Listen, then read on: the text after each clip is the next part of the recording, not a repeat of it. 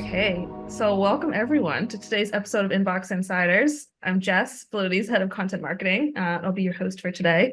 But for the next 30 minutes, we are doing a deep dive into one of our favorite topics here at Validity, and that is deliverability. I know as a marketer, I spend so much time writing and planning these marketing emails that the thought of these just sitting in the spam folder unseen totally bums me out. So today we are getting into how you can reach more inboxes and avoid this dreaded spam folder. But before we get started, just a few reminders. If you have any questions throughout the session, please enter them using the Q&A button, and we will definitely save time for those at the end. And we already had this question come in. It's always our most common question, but will this session be recorded? Yes, it will. You will all receive this deck and a recording of the session by email within the next few days. So without further ado, I keep saying we, but let's meet our speaker. Today we have senior email strategist Danielle Gallant, who's one of our top email experts here at Validity. And after almost 10 years in email, she has experience on both email marketer and consultant side for brands all over the world. She's also a podcast host extraordinaire for Validity's podcast series, Email After Hours. So definitely check that out if you have a chance. But Danielle, welcome back to Inbox Insiders. Super happy to be back. And I feel like I'm going to start kicking off every webinar that I'm on with the same joke that Guy, my podcast co-host, makes, which is about my headshot being really dated. So me and my pre-COVID headshot are happy to be here. Pre-COVID headshots are always better. I feel like I aged 10 years throughout COVID. So Gotta do. But we have a lot to cover today. So I think if it works for you, Jess, we're going to just jump right in. let's do it. Yeah. And we run this same webinar topic every single year. And the reason is that the landscape changes so quickly on the email side, and what worked for senders in 2023 might not work this year. So let's get into it. What can you tell us? That's absolutely right. So before we get into our deliverability tips and ways to avoid that dreaded spam folder and stay in the inbox, we wanted to set the scene. So Validity just recently released one of our most popular reports. It is the State of Email in 2024. There's going to be a link that you guys will be able to access the report with. And we thought it would be great to just level set with some of the really interesting findings about key deliverability and email metrics before we get into really the challenges that every marketer is dealing with right now. Open rates, perhaps nobody's favorite metric anymore. Open rates continue to rise. So a whopping 70% of all opens are now generated by Apple's privacy proxy, or MPP, as the acronym goes. And just to show the difference between this and our previous report, our last report quoted open rates around 25.5%, and this is now 65.1%. So the issue here is that marketers who are still using open rates as the primary indicator of subscriber engagement are definitely going to run into some trouble when they're trying to hit that inbox. Much to marketers' chagrin, click rates are decreasing. We've heard this on the professional service side from our clients. And so again, doing a comparison to the last report, we saw a 4.2% average click rate. This has now reduced to 1.8%. And it's worth calling out that pandemic volumes for email just surged. So we're aware of that. And there are seasonality, or seasonality does impact these click rates as well. But it's important context to know when we're really trying to drive that positive engagement and make it to the inbox. Bounce rates are trending upward, and we expect that to increase at least temporarily as Gmail and Yahoo begin to enforce their new sender requirements and start to reject more emails. We're definitely going to talk about bounce codes and get into Google and Yahoo a little bit more in this presentation. And brand recognition. Well, we've said it once and we'll say it again. Consumers consistently report that brand recognition is the single most important factor that drives them to open and engage with a message. So beyond friendly froms, there are other ways that marketers really need to be enhancing both their email security and reinforcing their brand recognition in the mailbox if they want to have those subscribers opening and interacting. And we know that we're always dealing with a whole set of challenges when it comes to marketing, especially right now. We have really tough economic conditions. It's Groundhog Day again, so I'm going to mention that officially Google is starting to retire third-party cookies. Jess's least favorite. Just a consistent eye roll. But we have really new and crucial challenges that marketers need to adapt to if they want to make it to the inbox. And of course, that is Gmail and Yahoo's new sender requirements. I might call it Yahoogle, which I've seen over the last couple of weeks, but let's just do a quick recap of what those are. First is authentication.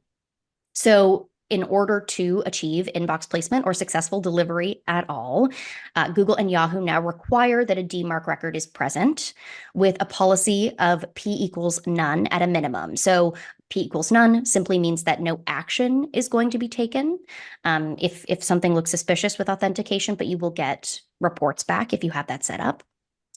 Ensure alignment with SPF and DKIM domains. We're going to get into authentication even more in our tips, but and we'll talk about alignment too. This was a little bit of a mystery to Jess when we were talking about what we were going to present today initially. And DMARC reporting solutions. So this is not obviously a mandate from Google and Yahoo, but it is hugely recommended so that you can monitor what's going on with your DMARC reports and those success rates. Everest infrastructure is a tool to do this, but we got to know what's going on with DMARC. The one-click unsubscribe mechanism. So in order to have that, you need to ensure your emails are authenticated, SPF and DKIM. There have been a lot of questions about exactly the type of unsubscribe, because there are, when we say list unsubscribe, that can come in a couple of forms. This is what we're talking about. This RFC 8058 is the standard that ultimately Google and Yahoo will be looking to see.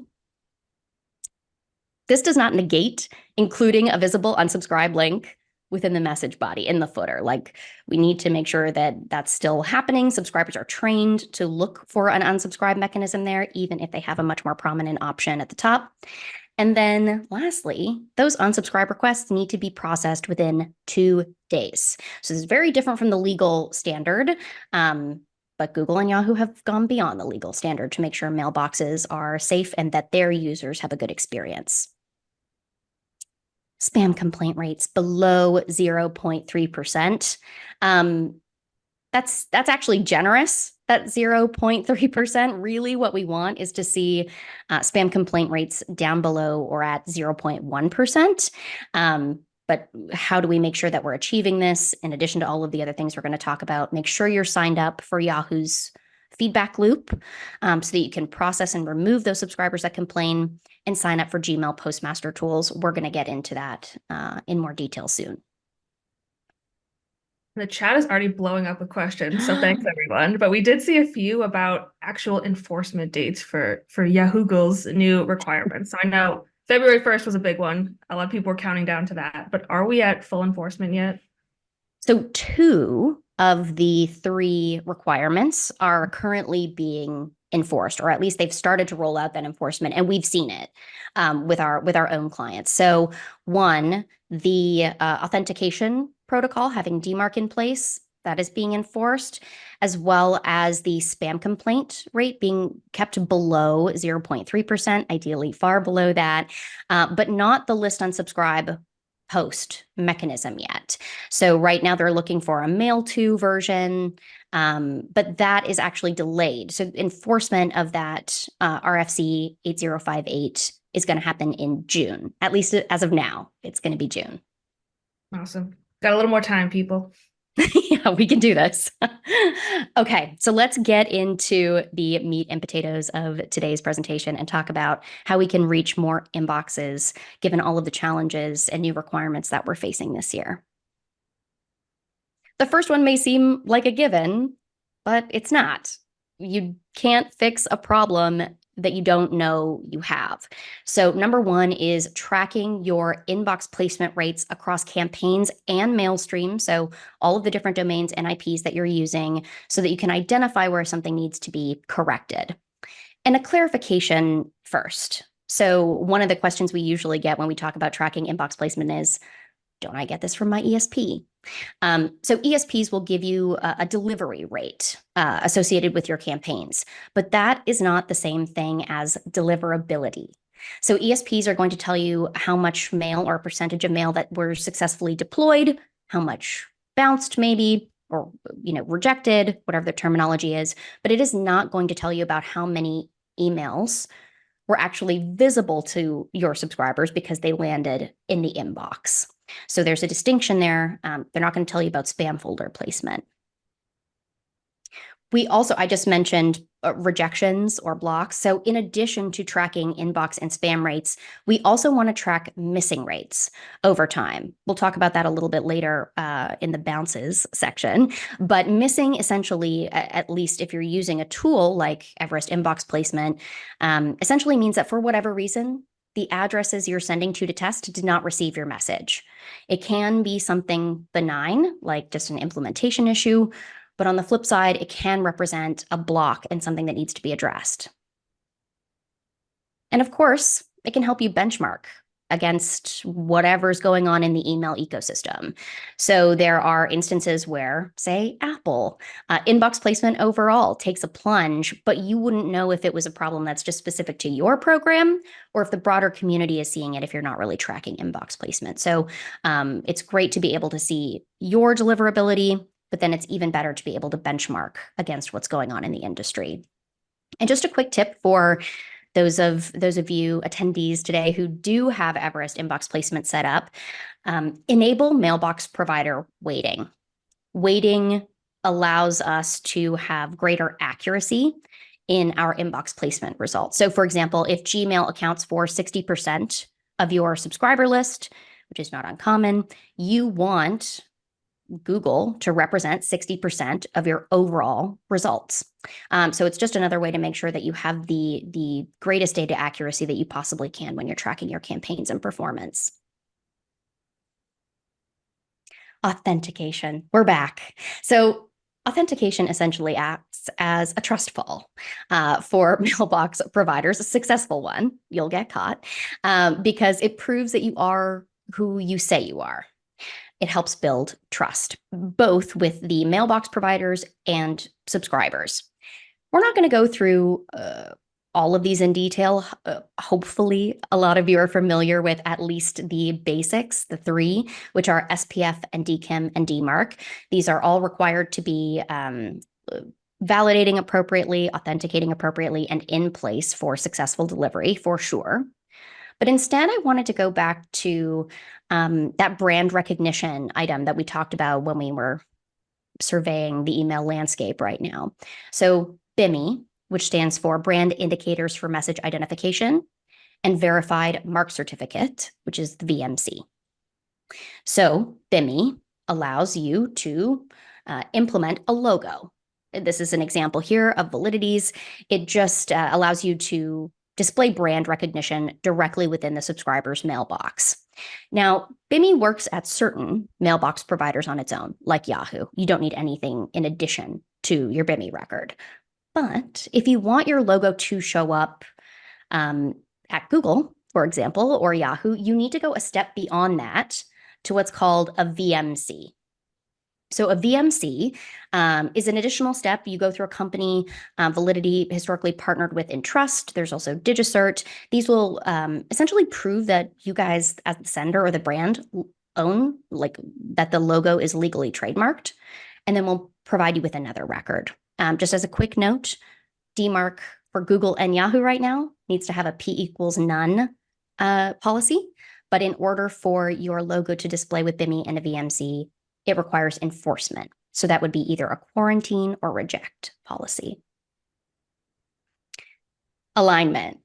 Jess, tell us what alignment is, because you're the expert now. Yeah. I don't know.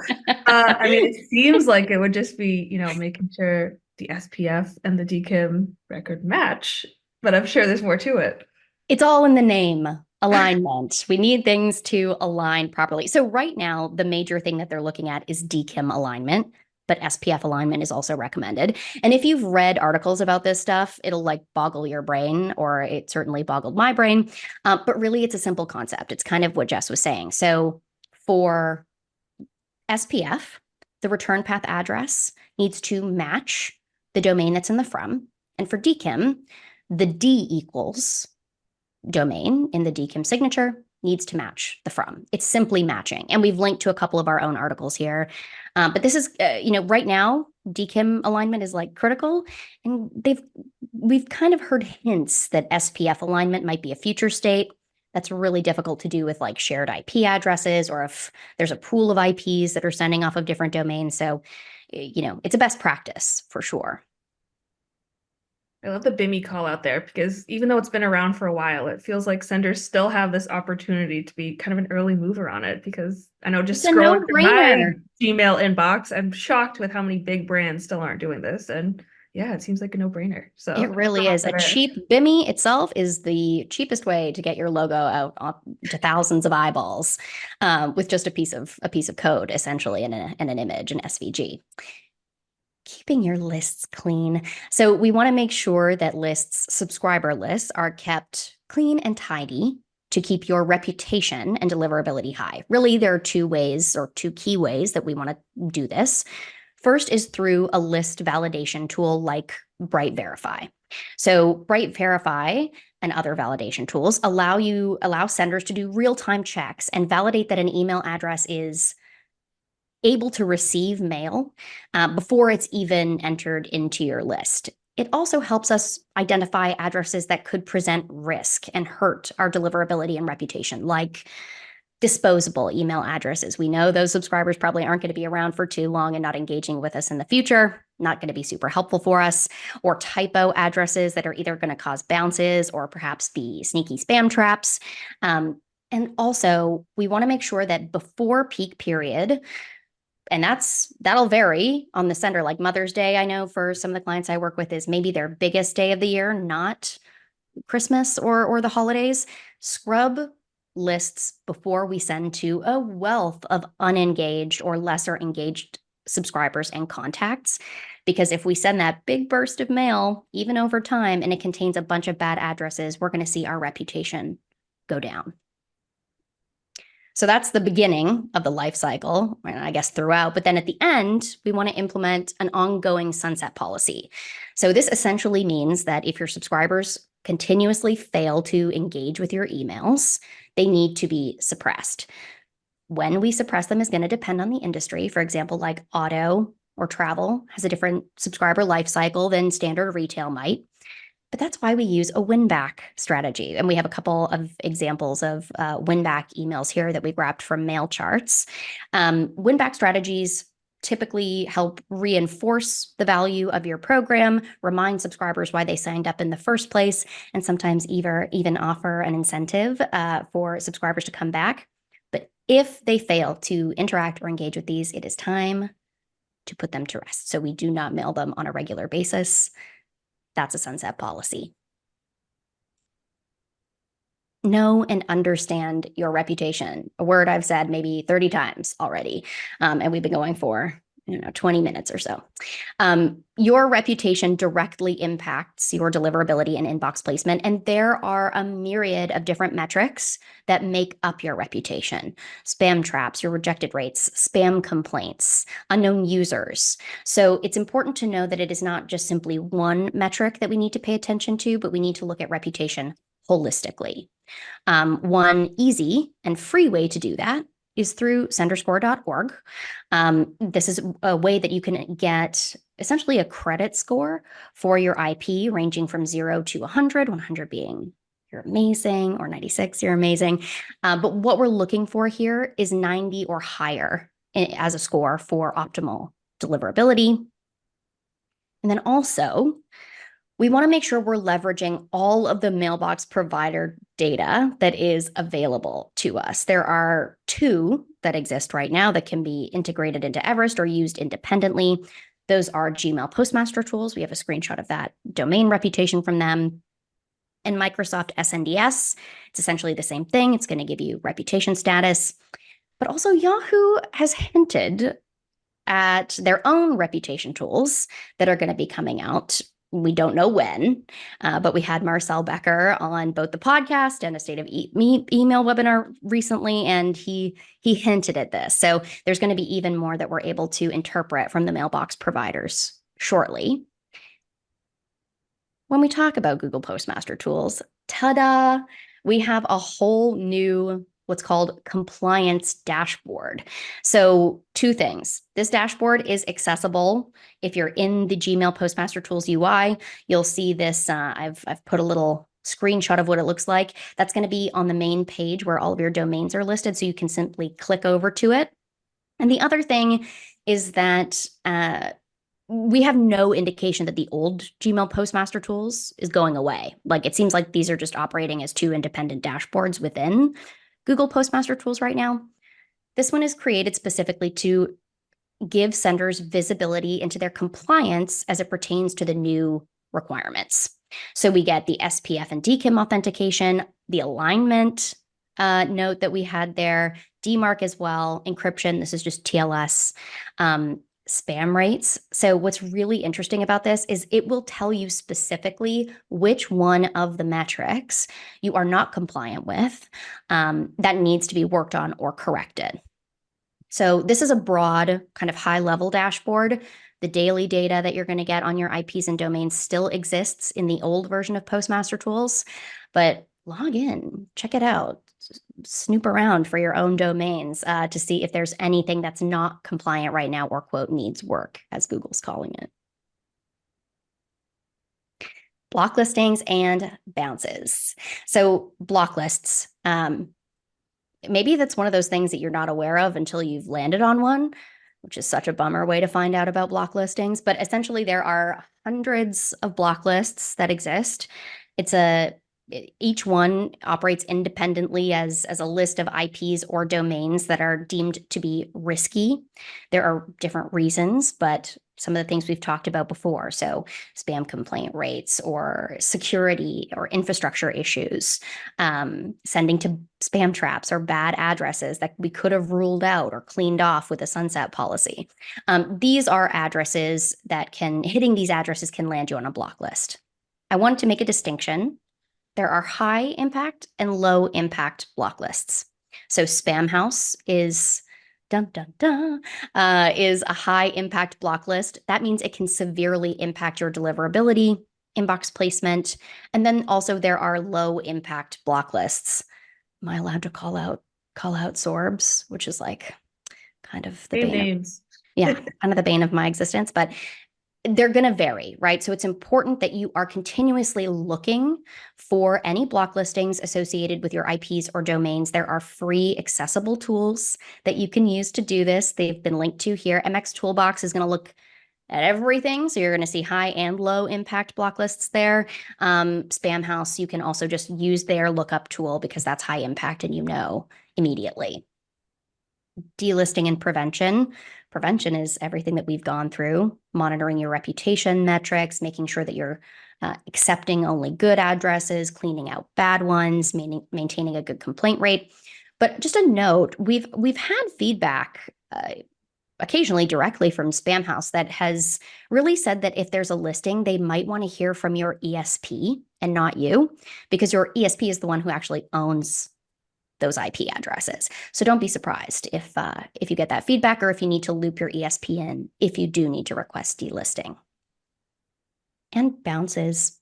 So in the inbox placement recommendation section, we were talking about tracking missing rates.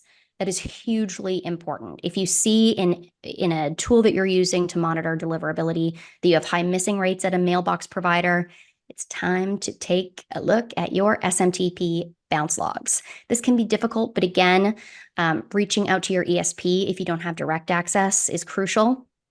And as a note, those new requirements again, Gmail and Yahoo have created bounce codes that are specific, it seems, to those new requirements.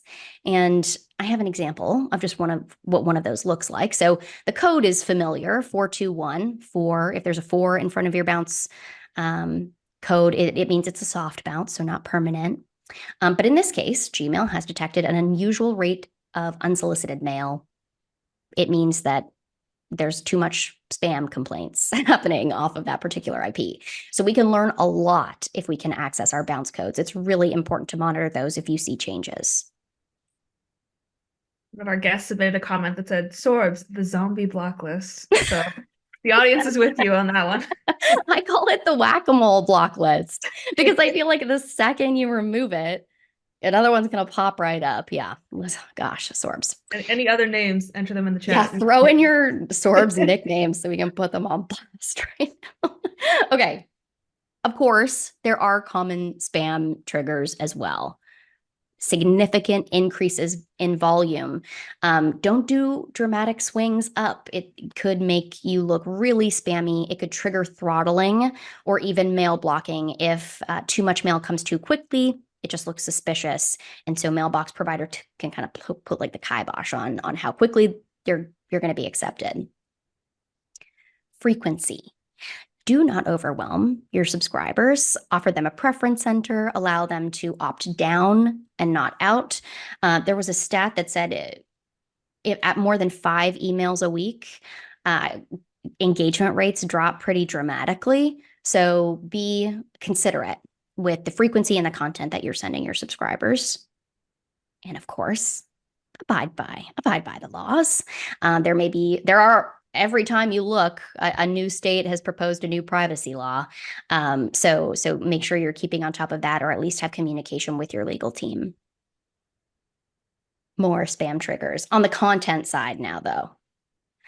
Balance images and text, like this lovely animal email that you have here.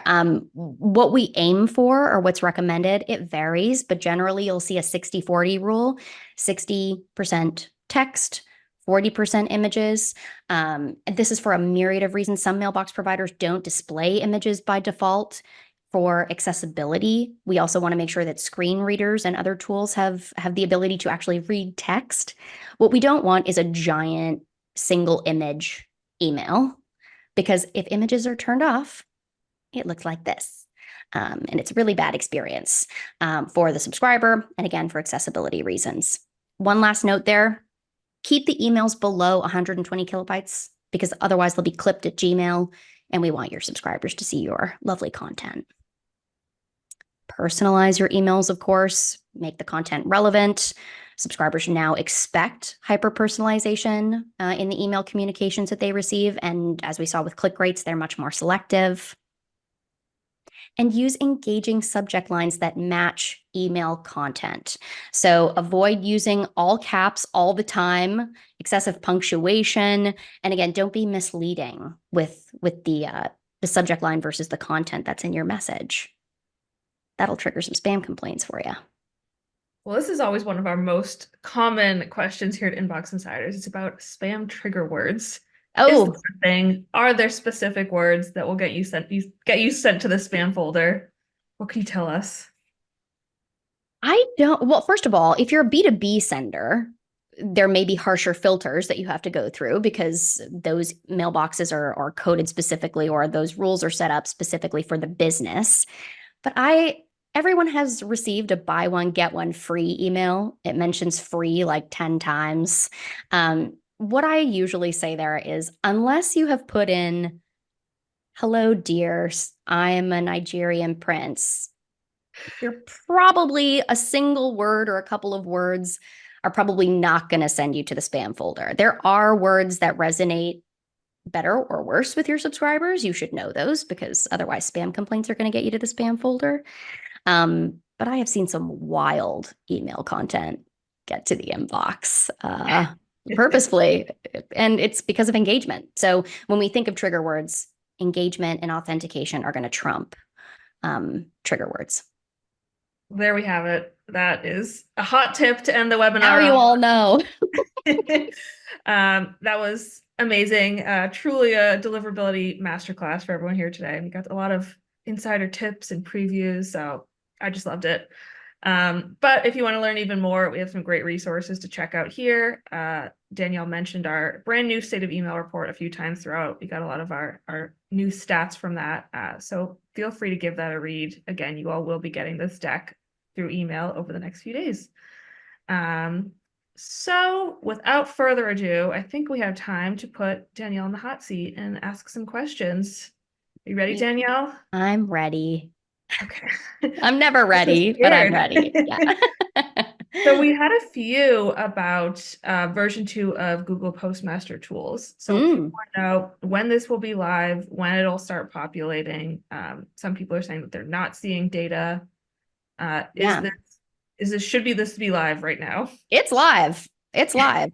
So we kind of came across this by accident. If I'm being honest, I have access to like read access to a couple of my clients' domains in Gmail Postmaster Tools, and clicked through and found it. So if you're not seeing data populate for your domain, it could be because there's not enough data at all for Google to make a judgment. I know that they require volume on the order of hundreds within a certain period in order to make any sort of reputation decision. So it could be the same with the compliance dashboard. But yeah, it is live right now. So if you go into the Google Postmaster Tools UI and you're looking at your list of domains that you monitor, right at the top, there's a banner. With a clickable button that'll take you to the new version of Google Postmaster Tools, or not the new version, the compliance dashboard, because the old version is still there. Got it. Excellent. And then we got one on, can you go into more detail on Gmail clipping? I've never heard of that. Oh, yeah. So basically, if the email is too big, 120 KB or more, Gmail will literally clip the message. So sometimes you'll be scrolling through an email in your Gmail inbox, and you'll see at the bottom, message clipped. Literally, that's what it says. And it basically just means that they have cut off the display due to the email's size. So best practice is to keep it below 120 KB so that we see the email in its entirety, especially depending on what's in that footer, right? Like what we don't want to do is prevent subscribers from clicking on a preference center or an unsubscribe link down there. We want to make sure that footer still makes it into the email and is visible. Great reminder there. Let's see, going through these as fast as I can. There's so many, which is great. So we had one asking why her sender score varies so much given the day. Over the course of the day, I'm going to Yes, assume. over the course of the day, course of a couple of days, they're seeing some fluctuation with sender score. Yeah. So sender score kind of acts like a canary in a coal mine. So if there is any major change, whether that's a serious volume increase, an increase in complaints, bounces, any one of those metrics, we're going to see variation in the sender score, even over sometimes within the course of a day, depending on what's going on. So if your sender score is changing pretty dramatically over a short period of time, it's an indicator of change. What you need to look at is the reputation metric that's causing that change. So if it's volume and you expect that, then we can say, okay, this is going to stabilize and come back to normal pretty soon. But if you see an increase in complaint rates, that's something that needs to be investigated. So it's highly dependent on which metric is causing the flux. So I think we have time for one more. So I saw a bunch about Bimmy, which is good because we love Bimmy. We love Um, Bimmy. but this person said, does Bimmy go for the specific sending domain branding, or if I send to a third party, can I create Bimmy for specific email sends? Hmm. So what you want to do is make sure the logo, so Bimmy is applied at the domain level. So the way that it's actually implemented is essentially a record that goes into your DNS. There needs to be an image that you're hosting somewhere, but also there's a record that gets plugged in that points to that image. And that's done at the DNS level. And you want to make sure, I mean, in theory, you could apply Bimmy to any domain that you have like admin or DNS access to, but you definitely want to make sure that the brand logo is approved, matches the brand and the friendly from that is sending email. Otherwise, it could be really confusing and could have the opposite effect, which is lower engagement, more suspicious reaction to the message. But I guess in theory, yes. Is it recommended? I would have to take a look. Case by case, I think. Case by case. Generally, do your own domains for Bimmy. Yeah. And we had one more comment. This one might be an easy one, but someone asked, is Bimmy worth it? I think I know your answer, but Yes. Why not? Hard yes. Hard yes. I think that the other thing is like, remember, there's Bimmy, which is it's free and it's going to display at Yahoo and some other mailbox providers as well. But presumably most, like the bulk of most North American subscriber lists anyway, probably EU, is Gmail. So you're going to want to go that step further and obtain a verified mark certificate as well so that your logo will display to the majority. I'm making an assumption there, but to the majority of your subscriber base. And I think that's where a lot of senders kind of run into the hiccup, right? They implement it, they're like, oh, it's not everywhere. It didn't apply everywhere. So keep going, get the VMC and show it everywhere. It's trustworthy. So you're building trust and it's logo sharing. That's super cost effective. So I say yes, I think it's worth it. All right. Well, there we go. I think that is all we have time for today. Thank you all so much for entering such great questions. We love putting Danielle in the hot seat. But if you liked our session today, stay tuned for next month. We have one of Danielle's colleagues, Raphael Vienna, will be taking us through some tips to make better use of AI in email marketing, which, as we all know, is a very hot topic. So hopefully we'll see some of you then. But with that, we will sign off. Thanks, Danielle. Thank you.